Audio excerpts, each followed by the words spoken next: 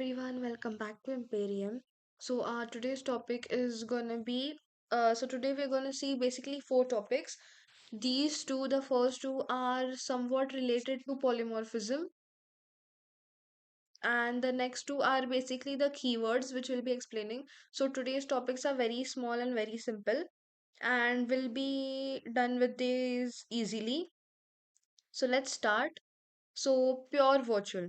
Now, pure virtual, I'll make you all understand this through the code with the help of the code. Let's start with the code. Hash include IOStream using namespace std. Class shape public pure virtual function. Now here virtual keyword is used, and for example the function is void draw. Now as you all know, void is the return data type, draw is the function, is equals to 0. Now this is what pure virtual function is. In pure virtual function, we define the function that is draw is equals to 0. That is nothing but virtual function. That is nothing but pure virtual function. Pure virtual function is defined by the function name is equals to 0. Now end of class, derived class, let's see class circle, public shape, public void draw, override. Now you all know what overriding is. We have done this in the previous lecture. See out, drawing and circle, and L. Int main shape star shape is equals to new circle, shape arrow draw. Delete shape, deletion is nothing but clearing up space, return 0. Now here cannot create an object of shape because it has pure virtual function. Thus shape this would cause an error. So this is the reason why we create an object of circle, and this is why shape into shape is equals to new circle. If you all remember, we have done the same thing, that is animal into animal is equals to new dog and new cat. We have done as an overriding function. Here we are doing the same thing. Here also we have overridden the function. I hope y'all now know the difference between overriding, function overriding, and function overloading. Make sure that you know the difference. It is very important. It is very crucial as well. So here we have taken this as shape into shape is equals to new circle, as we cannot make the object of the class which contains the pure virtual function. I hope pure virtual function is clear. A function which is denoted like this, that is the function which is denoted with is equals to 0 is basically called as pure virtual function. So that was it. And now the second topic is abstract class. Okay, so our next topic is abstract class. So basically, abstract class is a class which contains minimum one virtual function.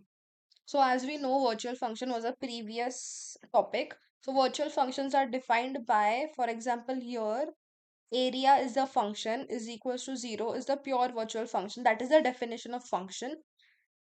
That is the definition of pure virtual function. Now your abstract class basically means that whatever class or whichever class contains minimum one pure virtual function, that class is called as abstract class.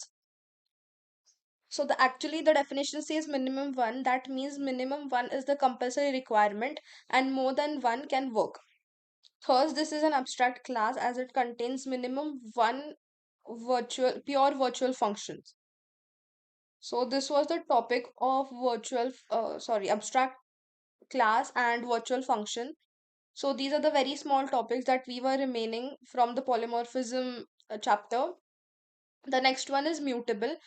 Now, mutable is a keyword which we write in front of the word. For example, if we have chosen a word and we have given it as the constant keyword so that the value of the number does not change. But here, with the mutable keyword, the value of the number can be changed no matter what, if it is denoted as constant or not.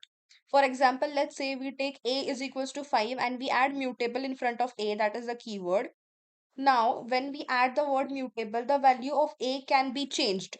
That is, it can be incremented, it can be decremented, it can be multiplied, it can be divided, no matter what, but the value can be changed. That is the basic concept of mutable. As the word suggests, the value can be mutable. Let's see the program. Class, my class, private int x, mutable int counter. See, now mutable is the keyword that we have used for counter. Thus, the counter value will be mutable. Public my class int val, int get x, constant return x. Mutable members can be modified even in constant method. This is what I mean when mutable keyword is